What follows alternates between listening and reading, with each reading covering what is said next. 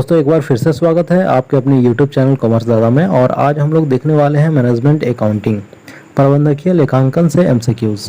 इससे पहले हम लोग पार्ट 2 तक कर चुके हैं और टोटल क्वेश्चन नंबर 20 तक हो चुका है। और आज हम लोग क्वेश्चन नंबर 21 से आगे करेंगे। जिन्होंने प्रीवियस वीडियो को नहीं देखा है डिस्क्रिप्शन बॉक्स में जाकर देख सकते हैं, लिंक वहाँ पर दिया हुआ है, या तो आप प्लेलिस्ट में भी वीडियो को देख सकते हैं। जितने भी स्टूडेंट चैनल को सब्सक्राइब नहीं किया है प्लीज़ चैनल को सब्सक्राइब कीजिए। वीडियो अगर पसंद आए तो वीडियो को जरूर लाइक कीजिएगा और अपने दोस्तों के साथ शेयर जरूर कीजिएगा। देखते हैं क्वेश्चन नंबर 21।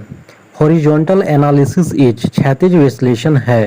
ए डायनेमिक एनालिसिस गतिशील विश्लेषण, बी एवरेज एनालिसिस औसत विश्लेषण, सी ट्रेंड एनालिसिस प्रवृत्ति विश्लेषण, डी स्टैटिक एनालिसिस स्थिर विश्लेषण। इस क्वेश्चन का आंसर सी होगा, ट्रेंड एनालिसिस प्रवृत्ति विश्लेषण। क्वेश्चन नंबर 22 देखेंगे। If profits are 1/4 of cost what is the share of profit in sales. यदि लाभ लागत 1/4 हो तो विक्रय में लाभ का क्या भाग होगा। A 1/3, B 1/4, C 1/5, D 1/6। तो देखिए क्वेश्चन में जैसा कह रहा है profits are 1/4 of cost. Cost मान लेते हैं 100 और प्रॉफिट 1/4 दिया हुआ है तो 25 रुपीज़ जो होगा प्रॉफिट निकलेगा। टोटल सेल्स हो गया आपका 125। अब देखिए सेलिंग प्राइस पे प्रॉफिट का परसेंटेज अगर निकालेंगे तो देखिए हमारा जो है टोटल सेल्स जो है 125 है और प्रॉफिट 25 रुपये है। तो 25/125 इंटू 100 करेंगे तो 20% जो होगा वो सेलिंग पे परसेंटेज का प्रॉफिट होगा सेल प्राइस पे। ठीक है, 20% हो गया। तो 20/100 आप करेंगे तो 1/5 हिस्सा के लिए इसका भाग जो होगा विक्रय में लाभ का भाग 1/5 होगा। तो इस क्वेश्चन का आंसर सी होगा 1/5। क्वेश्चन नंबर 23 देखेंगे। Higher the ratio lower the profitability is applicable to. ऊंचा अनुपात न्यून लाभदायकता लागू होता है। A gross profit ratio, B net profit ratio, C operating ratio, D return on investment. जैसा कि क्वेश्चन में दिया हुआ है higher the ratio lower the profitability is applicable to. तो इस क्वेश्चन का आंसर आपका सी होगा ऑपरेटिंग रेशियो परिचालन अनुपात पर। देखिए परिचालन अनुपात का जो फॉर्मूला होता है cost of goods sold plus all operating expenses into 100 by net sales. इस क्वेश्चन का आंसर आपका सी होगा ऑपरेटिंग रेशियो। क्वेश्चन नंबर 24 देखेंगे। Which among the following is wrong. इनमें से कौन सा कथन गलत है। A P/B ratio is equal to C/S, B P/B ratio is equal to F plus P by sales, C P/B ratio is equal to S minus V by sales, D P/B ratio is equal to contribution by change in sales, E P/B ratio is equal to fixed cost by sales. जैसा कि question में दिया which among the following is wrong. तो देखिए इस question का answer E होगा P/B ratio is equal to fixed cost by sales. देखिए P/B ratio is equal to होता है contribution by sales, P/B ratio is equal to होता है fixed cost plus profit by sales, P/B ratio is equal to sales minus variable cost by sales होता है, P/B ratio is equal to contribution by change in sales होता है। But P/B ratio is equal to fixed cost by sales नहीं होता है। इस question का answer आपका ई होगा।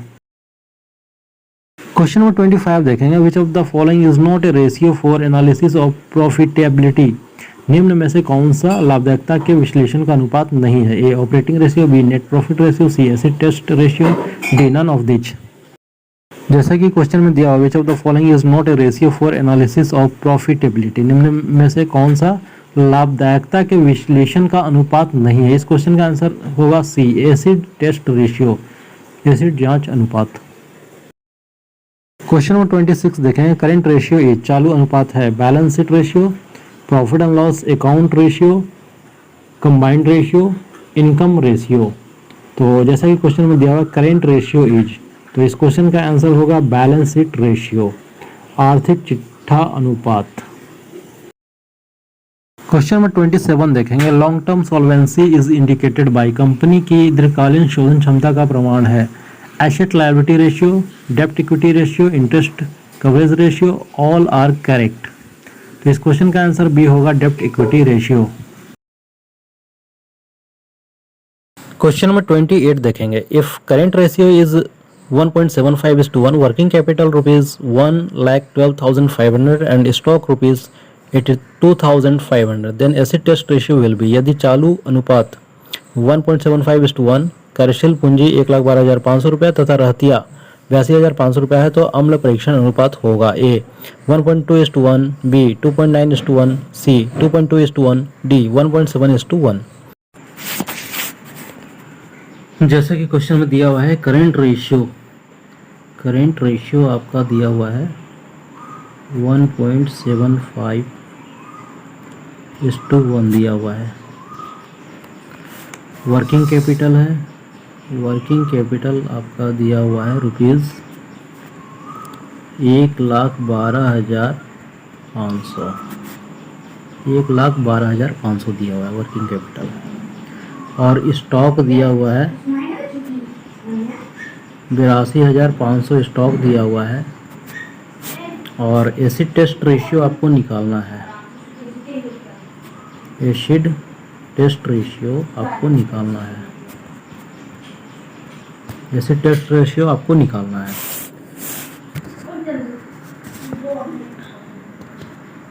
तो देखिए करेंट रेशियो का फॉर्मूला क्या होता है, करेंट रेशियो इक्वल टू होता है current asset by current liabilities होता है। ठीक है, तो करेंट एसेट आपका जो है हो गया 1.75, जो कि रेशियो दिया हुआ है, जो कि रेशियो जो है दिया हुआ है 1.75। ठीक है, और करेंट लायबिलिटी आपका है 1, ये दिया हुआ है। करंट रेशियो होता है current asset by current liability. Ratio में करंट रेशियो का दिया हुआ 1.75:1, यानी कि करंट एसेट आपका 1.75, करंट लायबिलिटी 1 हो गया।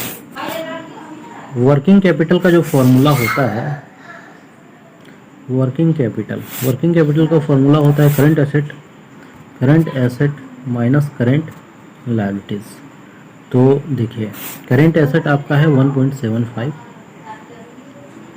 और करंट लायबिलिटी आपका है 1, तो आप माइनस करेंगे तो 0.75 जो है वर्किंग कैपिटल का रेशियो निकल जाएगा। ठीक है, तो वर्किंग कैपिटल का अमाउंट दिया हुआ है, अमाउंट कितना दिया हुआ है 1,12,500, 1,12,500। तो 1,12,500 जब दिया हुआ है तो आपको क्या करना है 1,12,500 डिवाइडेड बाई 0.75, 0.75 जब आप करेंगे तो अमाउंट निकलेगा 1,50,000। अब 1,50,000 वर्किंग कैपिटल का निकल गया वैल्यू।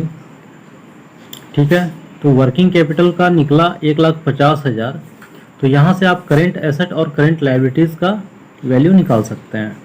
तो देखिए करेंट लायबिलिटी का आपका क्या दिया हुआ है, करंट लायबिलिटी इक्वल टू क्या दिया हुआ है 1, रेशियो में दिया हुआ था। तो 1 इंटू 1,50,000 करेंगे तो आपका वैल्यू 1,50,000 आएगा। ठीक है, और करंट एसेट का दिया हुआ है, करंट एसेट का दिया हुआ है 1.75। ठीक है, तो 1.75 इंटू 1,50,000 करेंगे तो आपका वैल्यू आ जाएगा 2,62,500। करंट एसेट और करंट लायबिलिटी का वैल्यू आपको पता चल गया। ठीक है, अब क्या करना है, लिक्विड एसेट का क्या फॉर्मूला होता है। देखिए लिक्विड एसेट का होता है करंट एसेट माइनस स्टॉक होता है। स्टॉक आपका दिया हुआ है, स्टॉक कितना दिया हुआ है, स्टॉक आपका 82,500 दिया हुआ है। और करंट एसेट आपने अभी निकाला था, तो करंट एसेट आपका था 2,62,500, तो 62,500 और स्टॉक आपका है 82,500। ठीक है, तो टोटल अमाउंट आपका निकल गया 1,80,000। एसिड टेस्ट रेशियो ATR का फॉर्मूला होता है लिक्विड एसेट। ठीक है, liquid asset by current liability. तो लिक्विड एसेट आपका कितना निकला था? लिक्विड एसेट आपका निकला है 1,80,000। 1,80,000 आपका लिक्विड एसेट निकला है, ठीक है। और करेंट लायबिलिटी है आपका 1,50,000। तो 1,50,000 करेंट लायबिलिटी है, तो आप इसका जब रेशियो निकालेंगे तो 1.2 आएगा।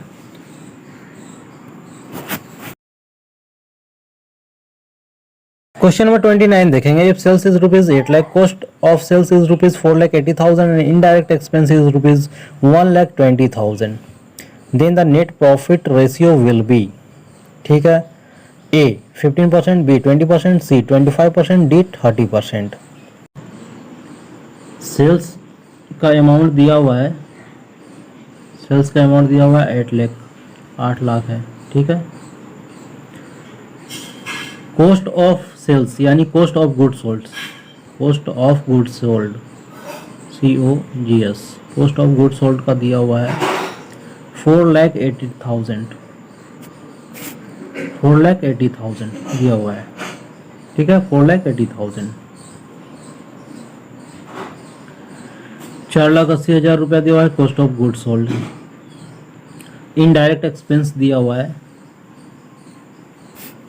इनडायरेक्ट एक्सपेंस जो है आपका वो दिया हुआ है, इनडायरेक्ट एक्सपेंस कितना है 1,20,000, 1.20K, 1,20,000, ये आपका दिया हुआ है इनडायरेक्ट एक्सपेंस।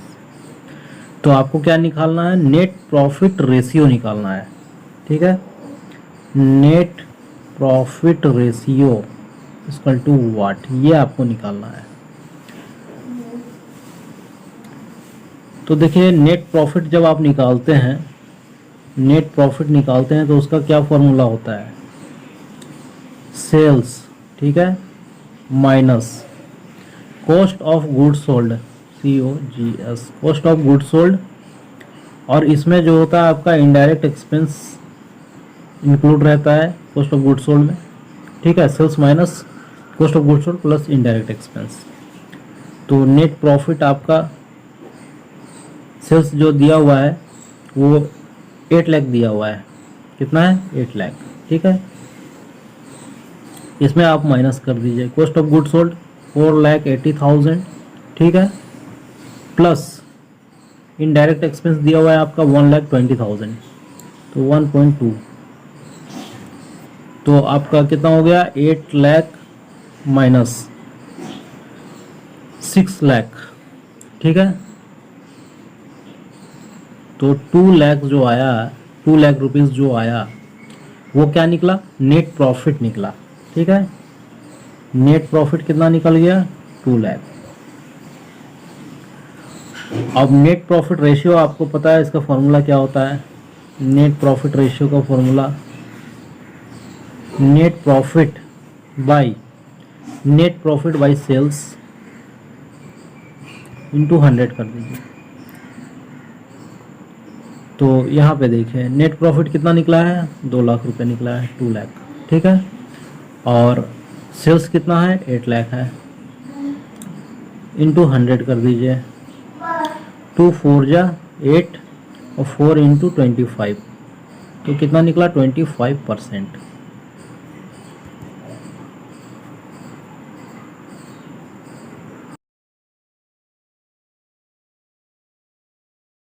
क्वेश्चन नंबर 30 देखेंगे। आइडियल करंट रेशियो इज, आदर्श चालू अनुपात है A 1:1, B 2:1, C 1:2, D 1:3। तो देखिए आइडियल करंट रेशियो यानी करंट रेशियो का जो फॉर्मूला होता है current assets by current liabilities, ठीक है। और आदर्श अनुपात 2:1 माना जाता है। 2:1 जो होता है वो बिजनेस के लिए बहुत अच्छा होता है। 1 आपका लायबिलिटी हो गया, 2 हो गया एसेट हो गया। तो यानी कि 1 से आपका ज़्यादा जो होता है वो करंट एसेट होता है, ठीक है। तो करंट एसेट अगर आपका ज़्यादा है, लायबिलिटी कम है, तो ये एक आदर्श अनुपात, एक अच्छा अनुपात माना जाता है। तो इस क्वेश्चन का आंसर आपका होगा 2:1 B।